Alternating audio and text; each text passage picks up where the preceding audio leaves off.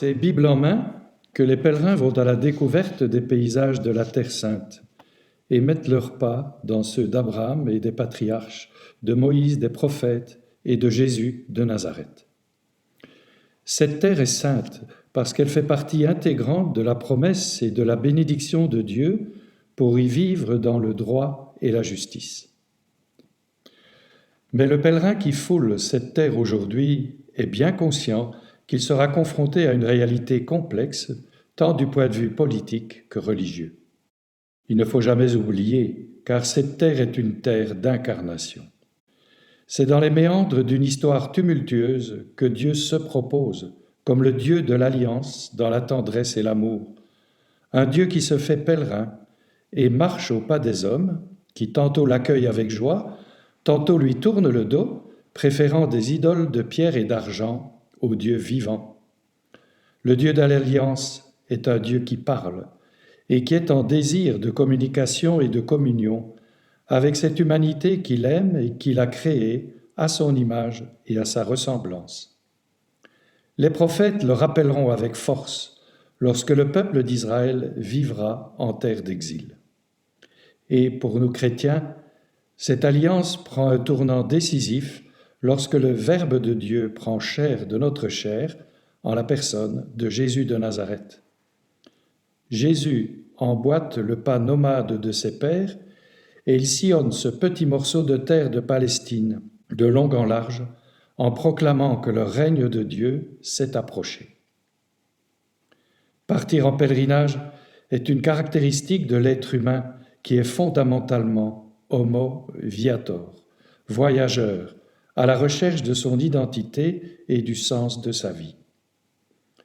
Partir pour un temps de réflexion, de découverte, de recherche de soi-même, des autres et de Dieu. Partir, non pas pour fuir les réalités de la vie, mais pour approfondir l'essentiel de l'humain, pour admirer les beautés d'un pays, découvrir d'autres visages, aller de l'avant. Partir, pour se laisser rejoindre sur le chemin, comme les disciples d'Emmaüs, par cet inconnu qui va ouvrir notre cœur à l'intelligence des Écritures et nous inviter à revenir par un autre chemin.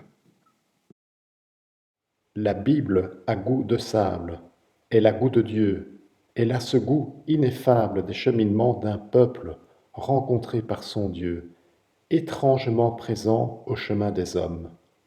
La parole de Dieu a pris corps dans cette histoire, sur cette terre d'incarnation, pour rejoindre tout homme, sans distinction de couleur de peau, de race, de condition. Elle éveille les hommes pour les mettre debout, dans la rencontre, dans le souffle de Dieu.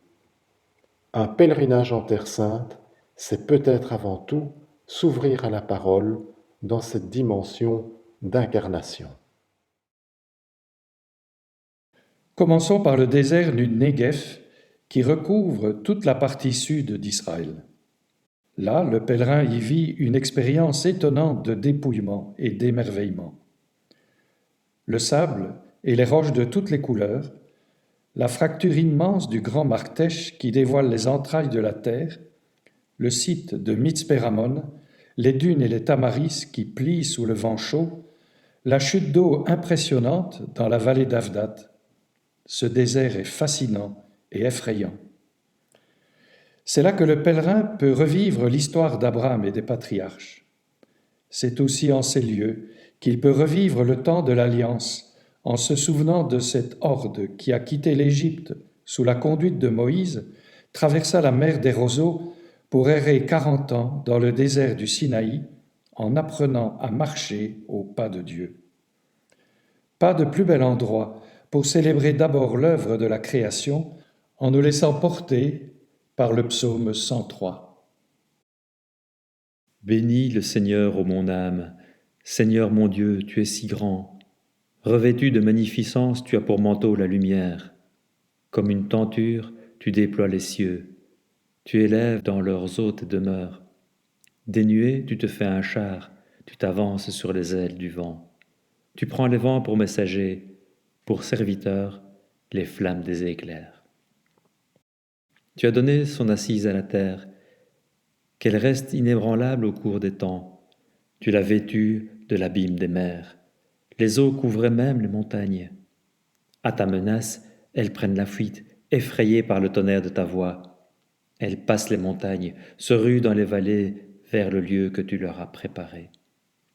Tu leur imposes la limite à ne pas franchir, qu'elles ne reviennent jamais couvrir la terre. Dans les ravins, tu fais jaillir des sources, et l'eau chemine au creux des montagnes. Elle abreuve les bêtes des champs. L'âne sauvage y calme sa soif. Les oiseaux séjournent près d'elle. Dans le feuillage, on entend leurs cris. De tes demeures, tu abreuves les montagnes, et la terre se rassasie du fruit de tes œuvres. Tu fais pousser les prairies pour les troupeaux, et les champs pour l'homme qui travaille. De la terre, il tire son pain. Le vin qui réjouit le cœur de l'homme, l'huile qui adoucit son visage, et le pain qui fortifie le cœur de l'homme. Les arbres du Seigneur se rassasient, les cèdres qu'il a plantés au Liban. C'est là que vient nicher le passereau, et la cigogne a sa maison dans les cyprès. Aux chamois, les hautes montagnes, aux marmottes, l'abri des rochers. Tu fis la lune qui marque les temps, et le soleil qui connaît l'heure de son coucher. Tu fais descendre les ténèbres, la nuit vient. Les animaux dans la forêt s'éveillent. Le lionceau rugit vers sa proie. Il réclame à Dieu sa nourriture. Quand paraît le soleil, il se retire.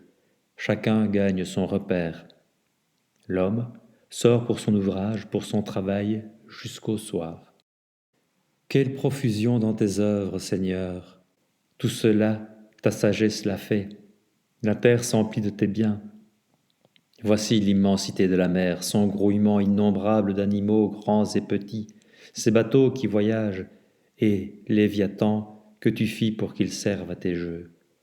Tous, ils comptent sur toi pour recevoir leur nourriture au temps voulu. Tu donnes, eux, ils ramassent. Tu ouvres la main, ils sont comblés. Tu caches ton visage, ils s'épouvantent. Tu reprends leur souffle, ils expirent et retournent à leur poussière. Tu envoies ton souffle, ils s'en créent. Tu renouvelles la face de la terre. Gloire au Seigneur à tout jamais, que Dieu se réjouisse en ses œuvres. Il regarde la terre, elle tremble. Il touche les montagnes, elles brûlent. Je veux chanter au Seigneur tant que je vis.